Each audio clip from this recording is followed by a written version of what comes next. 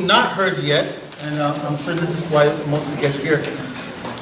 It was announced earlier this year that the chief of LPD, Chief Beck, will be stepping down. What is it, May, June? June. And so, as part of that, we've got some good contenders in there. We've elected to throw our support behind one of those candidates, and so. I'm glad he came to see us and to speak to us. So I'm going to ask Jose. You can come up. You can stand right. So my name's Jose Marquez, and I've lived in Montecito Heights for about 18 years. My son Fernando's in the back. He plays high school, Lincoln High School. In fact, he had a baseball game today. My little boy goes to Boys and Girls Club. I volunteer in the area. I'm not part of a campaign, I'm not part of a committee, I'm not being paid for anything, but Deputy Chief Arcos is one of the candidates for police chief of Los Angeles. And as a citizen of the community, and I've been in LA or lived in the San Fernando Valley pretty much all my life, it's probably the most important position in LA County, in LA. That assignment, that position that the mayor is going to ultimately select. So I did a little homework on all the candidates that I've seen that have been public acknowledged already. And I read Deputy Chief Arcos, I read his resume, I read his bio, I read his posting, and I wanted to just read one piece of there's a lot of data there, but his bio's here. But I'm sure he would share his resume as well. But there's something in his posting that he actually supplied that I thought, to me, I'm in corporate America, and I've been in corporate America for quite a long time. I lead commercial lending for a bank. And when I read this, what I thought about was leadership. When I read this one little sentence, I thought about a leader leading other men and women, and in turn, they leading other men and women. And it really resonated with me. So I'm sure there are going to be great candidates, but this is the candidate for us. It's time. And not only that, he would be the first Latina chief of police in Los Angeles history. That is shocking, because everyone talks about having folks that mirror our community, and we don't do that. So that in itself is it's kind of mind-blowing, but be that as it may, this is the sentence of all the things that I read that really jumped out at me. These are his words. I didn't write that. These are his words. I have been able to effectively provide professional judgment, opinion, and recommendations persuasively and assertively. But I am also able to engage in true dialogue and understand there are times when many others may provide a more strategic recommendation or facts that may necessitate a changing course or mind. So that tells me that that's a person that is willing to listen and take a step back and say, you know what, that's a better way of doing that. When I think about that, and when I'm having corporate meetings and someone at a junior level might tell me something, I listen to it. And if it works, I go with it. And so when I hear that about a man at his position, at his level, as a deputy chief now, with that kind of a disposition, I just love that. So I'm going to let Deputy Chief introduce his background and everything else, and he's open for Q&A, and I just want to do a small introduction for him. Thank you. And he's got my complete support. Thank you. Thank you. Chief, welcome to MHI. Thank you. Well, good evening, and thank you for that, Jose. I didn't know he was going to do that, and I didn't know he was going to read that portion, but thank you so much for doing that. I mean to embarrass you. Yeah, I'll take it. So it's really nice to be here, and thank you all for coming out. It's a beautiful evening. It's a little chilly, and as I was pulling up, I saw just how busy the park was, and to see all the kids coming out to play ball with their families, and I was reminded. I went to Marshall High School. I know Jose's son's from Lincoln High School, but I used to play Marshall baseball, and we used to play Belmont at Montecito Park here. I grew up in Atwater. You guys know where Fletcher and Larga. So I'm a local boy. I was born in San Antonio, Texas, but my mom moved us to Los Angeles when I was 9 years old. So I call Los Angeles my home, and I call the Los Angeles Police Department an honor to be part of this profession. So Before I just talk a little bit about myself and my career, I just really want to take another opportunity to thank all of you from the communities that are out here, whether you're part of the association or the councils, or you're part of a nonprofit, and the Boys and Girls Club. Really watching everything in action just reminds me of just how beautiful it is to live in this city, and the activism about building better communities. And that's what you're all doing here tonight, building a better community, being a voice and being engaged in your community, and that's how it happens. So really, from the police department aspect of this, it's easier for us to work with communities that are engaged than those that are just not working together and divisive. So on behalf of my department, thank you very much for doing that. It's really great to watch everybody working tonight. And happy birthday. Oh, thank you. I'm embarrassed you're back here. So also I'll just take a quick minute to introduce Lieutenant Ryan Whiteman, who's back there. He's the officer in charge of the gang impact team from Hollenbeck area. He's doing amazing things.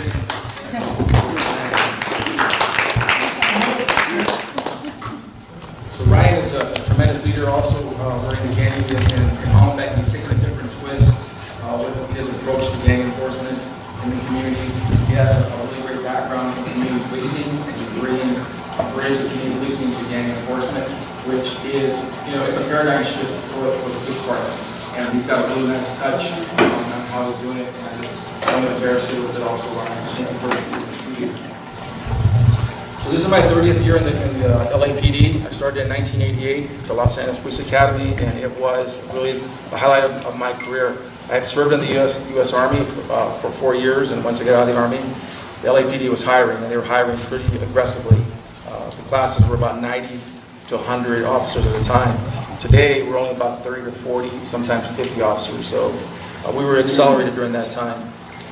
So I went to the police academy, and I got through and started serving my time in the streets of Los Angeles. I worked in Rampart Division, I've worked in Northeast, I've been in Van Nuys Division, and I've been in everywhere around Operation Central Bureau. And today, as the Deputy Chief of Operation Central Bureau, I have 5 commands that I service. The Central Division, Rampart, Hollenbeck, Northeast, and Newton, and Central Traffic Division. Those 5 commands and the Traffic Division are under my command. I have 1,700 employees, 65 square miles, and we service about 900 to 1 million residents in the city of Los Angeles. It really is an honor to serve at Central Bureau. We're one of the smaller geographic bureaus of the city, but we are the most diverse and the most dynamic. Everything that's happening in the world comes into downtown Los Angeles. No matter what the position is, it comes to downtown Los Angeles. And I truly have the honor to work with all the different groups, no matter what their position, no matter what their politics, no matter what their issues. For us, it's about facilitation. Facilitation and expression of First Amendment rights, and that's what we really do. We're working on May Day. It's coming up a couple of weeks away, and we'll, again, do our best to help facilitate everyone's voice, even the pro-Trump group that comes out. We kind of give them their little spot, about all 10 of them. They get out there, but all 10 of them bring a bullhorn. So they sound like they got a lot more people than they have, but it's really about 10 to 15. And so far so good on all that. And it's again just about giving everybody that free speech that they deserve as a constitutional protection. So I really kind of went really fast because I know we're a little bit late on time, and I didn't want to take away from the business of the community here. So that's just really kind of my story in a nutshell. And if you have any questions for me here about your community as well. But one thing I want to say also too is this, is that, and Ryan can attest to this, is that in the department, as we've moved up in the organization, we fill out an application, and then we go before an oral board, and you either get the spot or you don't. This application process with the Chief of Police in the city of Los Angeles has been something that is number one, a tremendous opportunity and an honor just to be part of. So people that reach out to me and call me and contact me and want to know different issues, we call it a campaign on an election. It's not a campaign, and it's not an election. It's a process. It's a process, and it's something that I'm proud to be part of because I'm a member of this police department, and I feel that I can still make a tremendous difference if I were chosen to be the chief of police. So that was kind of like my little disclaimer about election and campaigns. It's certainly separate. Yes, sir. 2 questions, but one's very easy. First one is, how unusual is it for the mayor to select someone to become, the chief from within the ranks of the LAPD? How unusual is it? Well, it's in my 30-year history, I've seen it happen twice. First, it was with Willie Williams, and then it was with Bill Bratton. And so it's not, everything is about timing. It's about timing, it's about fit. Right now, the department, I believe we're in a really great place. I think Chief Beck has done a lot of great things for the department, and there's certainly more things that we can do. But the department, in my position here, I don't see us in crisis at all as an organization. We have lots of work to do. We still have lots of work to do with our communities about building trust, building police legitimacy in our communities.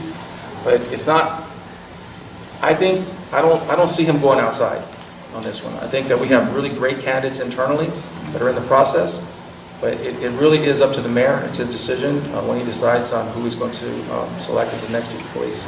And the real easy one is, I graduated from John Marshall too. I'm curious, what year did you graduate? 1979. So you know what a barrister is, right?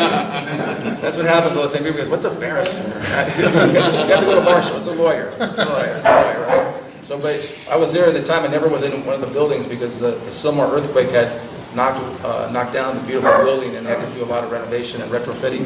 So for the entire 3 years I was at Marshall, I was in the bungalows for 3 years. So I'm sorry. it's a beautiful building, though. It's a beautiful building. Lots of it. Yes, sir.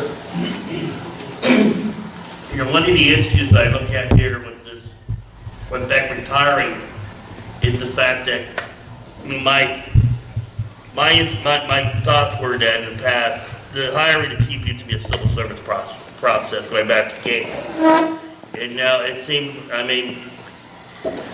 after this whole process is over, and you were to get selected, it seems like the politics has kind of got invasive. This is my point of view. It's kind of like the politics has got invasive with headquarters. And when it comes to the rank and file out on the streets, especially with some of the initiatives passed in California with Prop 47, 57, AB 109, what would be your initiative to streamline to make sure that downtown is organized and also that the resources are being put out onto the streets? I know this community, Hollenbeck right now, is hot, okay? Murders are up, shootings. I grew up in Ramona Gardens, and we've seen that firsthand the last couple of years. What is your priority going to be in helping to make sure the resources are getting to the right places, which should be out on the street with the rank and file? And thank you for that question. And that's actually a really great question, and it kind of leads me right into kind of the vision that I see for myself if I were to be the chief of police. First is to continue the reforms from the consent decree that we're still continuing to evolve as a police department. To really work hard on trust and legitimacy. We have a long way to go. If you could indulge me for a moment, just this incident that's happening in Philadelphia, right, at a Starbucks. To have an incident like that, and then of all places, it's happening at a Starbucks. Really, what a giant step backwards for us as a nation, but also then for us to look, as a police department at just really how close are our relationships with our communities. So, police legitimacy and building trust are going to be very, very important. Expansion of our community policing models throughout the community. We've done a great job with the community safety partnerships in Ramona Gardens, and Pueblo del Rio, and Nickerson Gardens, and Imperial Courts. That is a proven model. That's something that Chief Beck has been his baby. That is the best way to have better relationships with our community, door to door, from the front porch to the backyards to the neighborhoods. People know the cops' names. Ryan was part of that. I guess to my last portion of that is effective use of resources.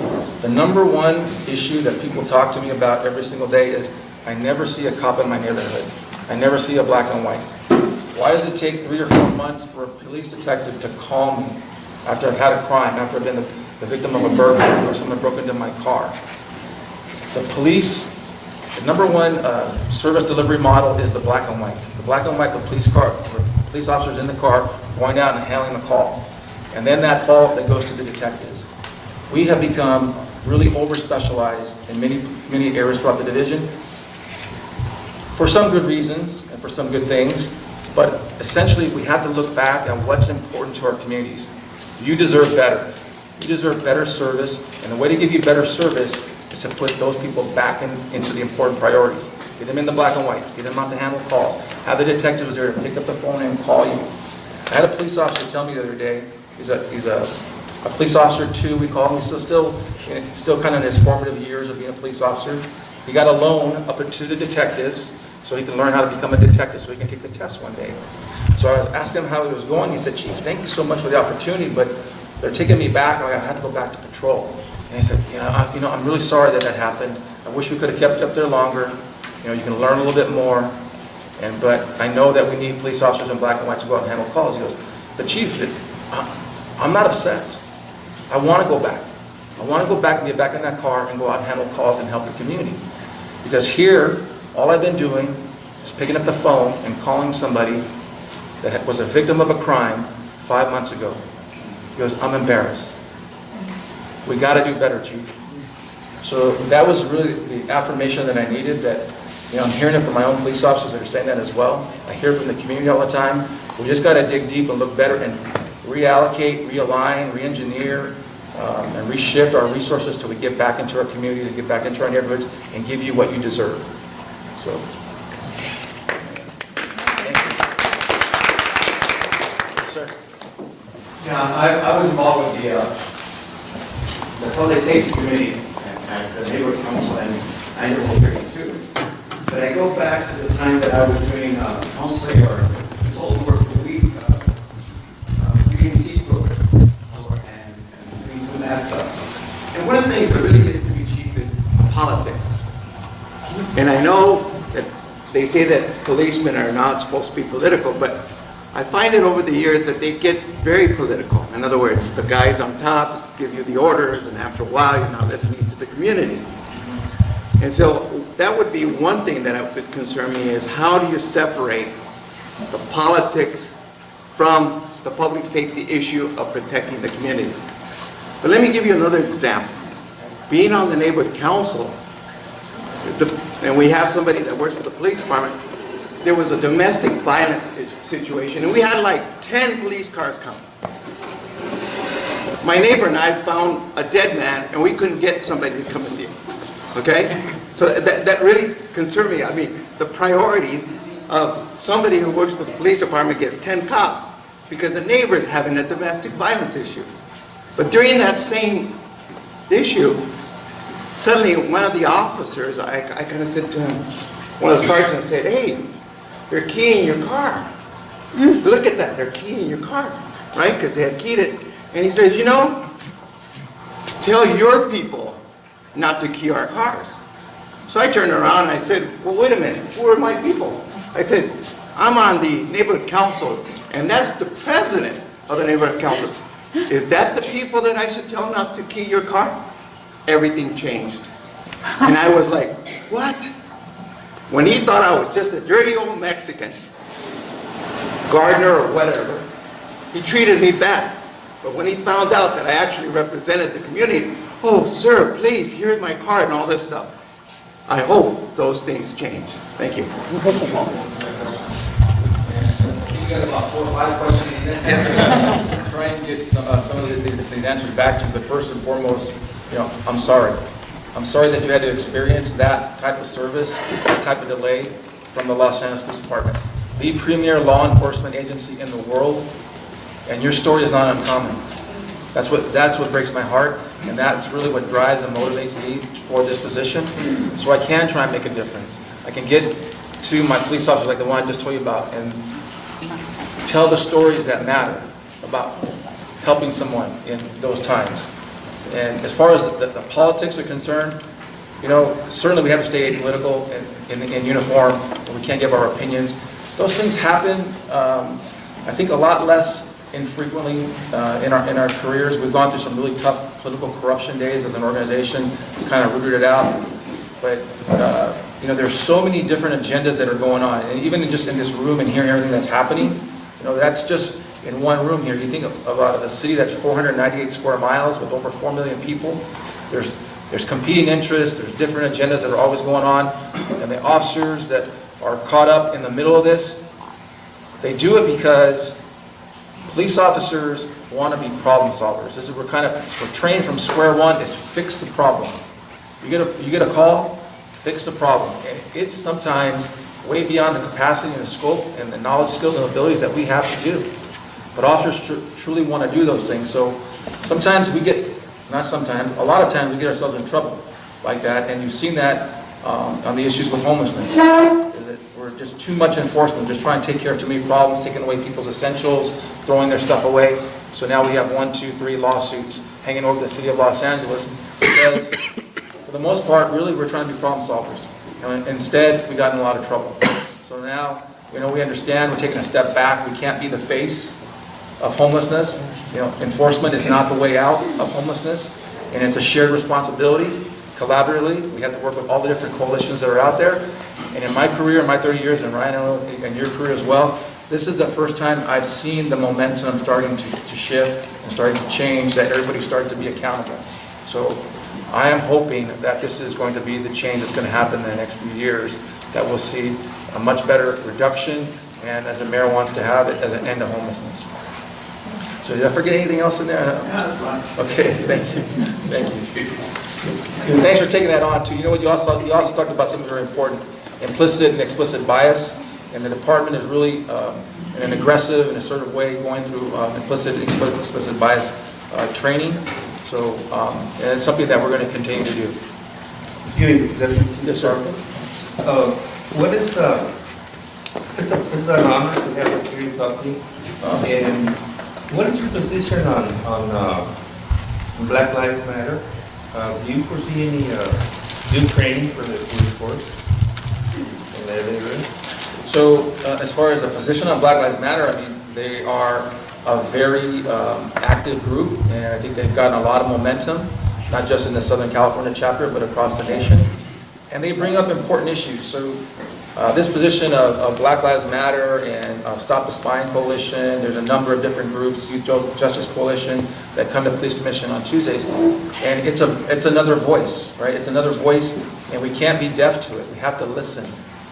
Again, it's okay to have differences of opinion and to have, your position and your philosophy on how you see social injustices and criminal justice reforms and how they should come along. And I think as a police department, we've gotten a lot better at listening, because when I first came on in 1988, 30 years ago, it was just no comment. We wouldn't talk to anybody. We've gotten better, we evolved. We can certainly do better. We can certainly do better with these groups and have meaningful conversations.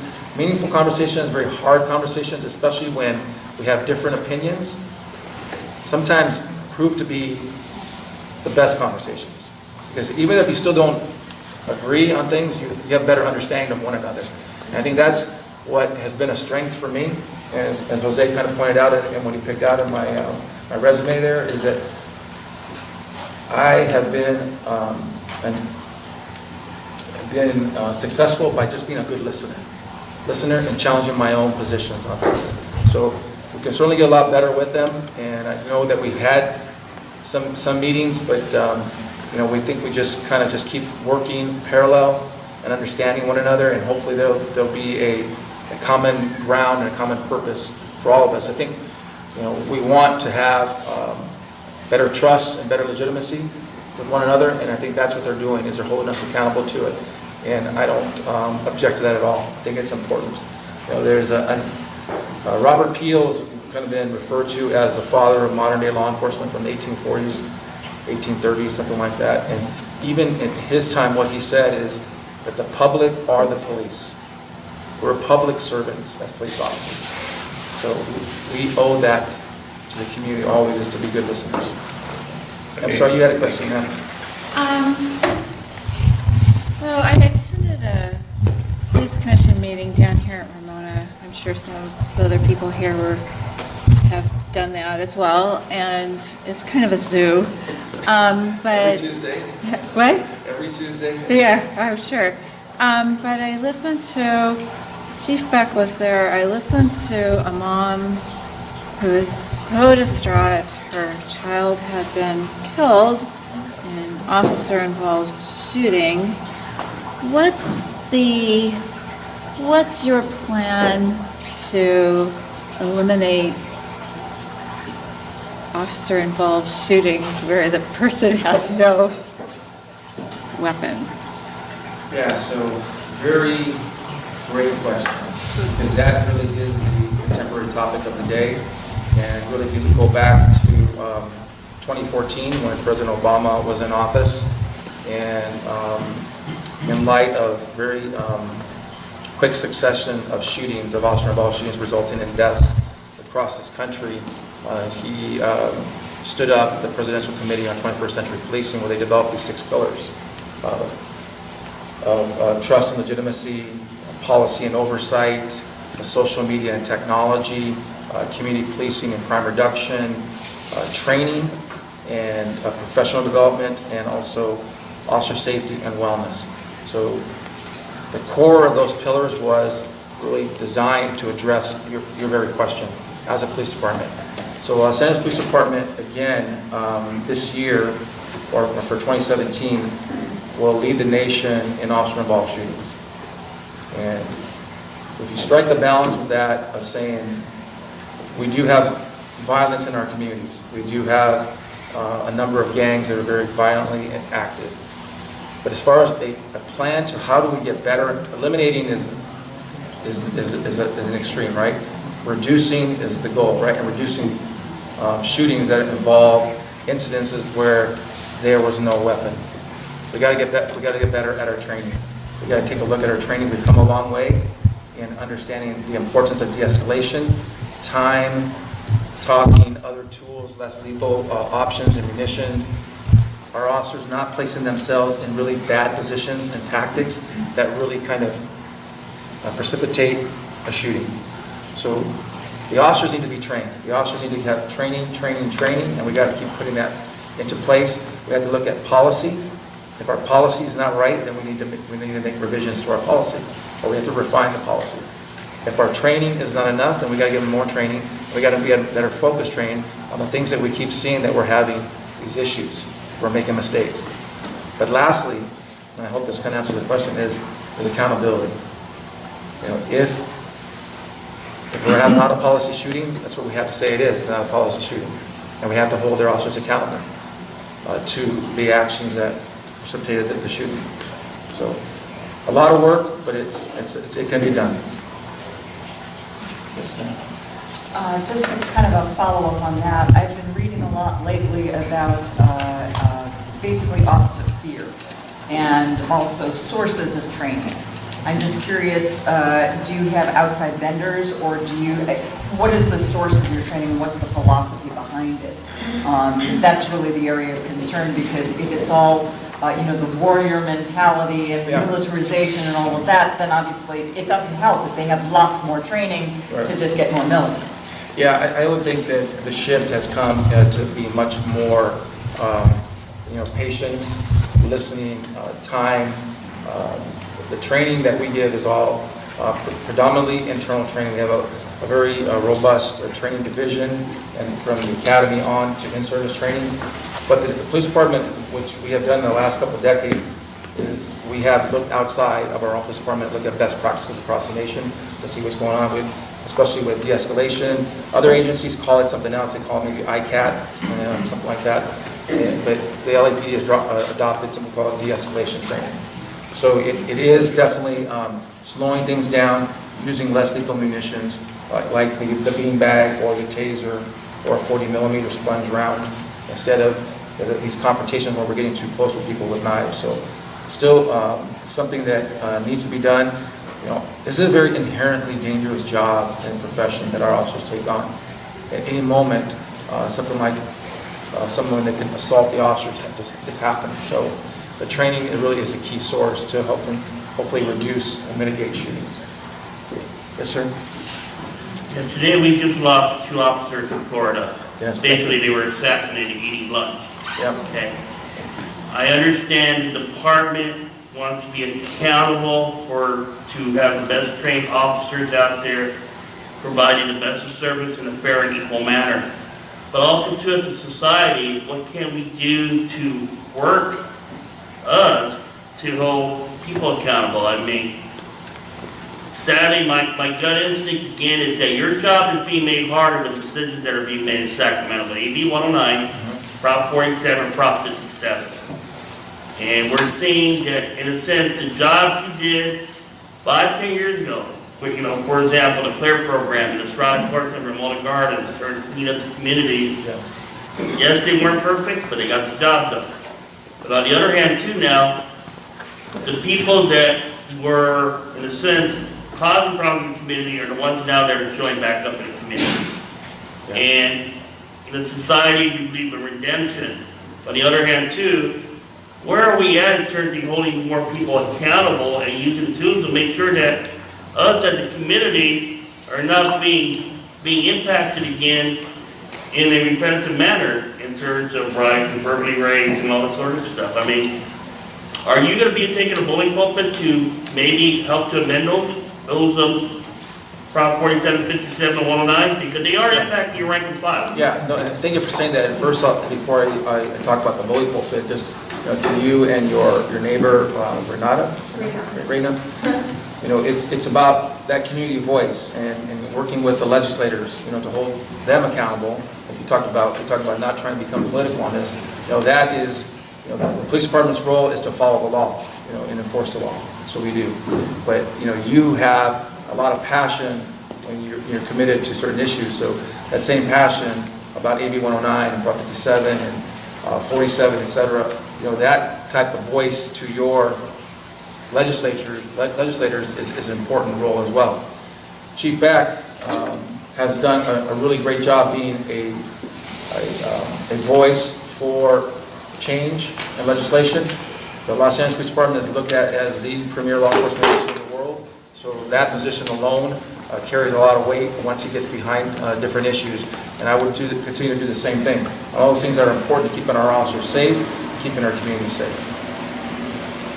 Hey, look, I've been here it's been a long night for you guys, and I just grateful for the time, really grateful for the time and your appreciation for letting me be up here on a Thursday evening where you guys could already be home and getting warm. So just thank you again. I just want to tell you really quickly is one of the main reasons that I'm still, I think, what was your first name again? Yeah, Latana. And she asked me, why are you doing this? I mean, I love this city, and I love this department, and I've been proud to wear this uniform for the last 30 years, and it gives me such great pleasure every time I get to meet people like yourselves and the people in this community and be able to make a difference, because it truly does matter when we are working together to kind of help, you know, keep our city moving forward. In spite of all the issues that are going on, this is still a pretty great city to live in. You know, from the outside looking in, people tell me you live in LA. So not only do I live in LA, but I work for the Los Angeles Police Department, and that's a great honor. So thank you all very much for letting me have the time tonight.